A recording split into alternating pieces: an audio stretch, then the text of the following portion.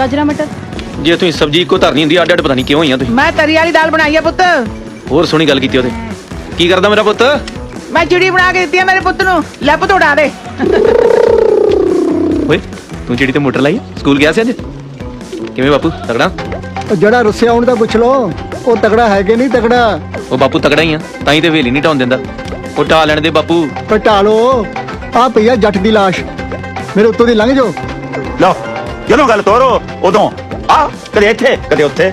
ਉਹ ਬਾਪੂ ਕਿਉਂ ਨਿਆਣਾ ਬਣ ਲੱਗਾ? ਢਾ ਲੈਣ ਦੇ, ਉਹ ਬਣਾ ਲੈਣ ਦੇ ਕੋਠੀ ਕਾਠੀ।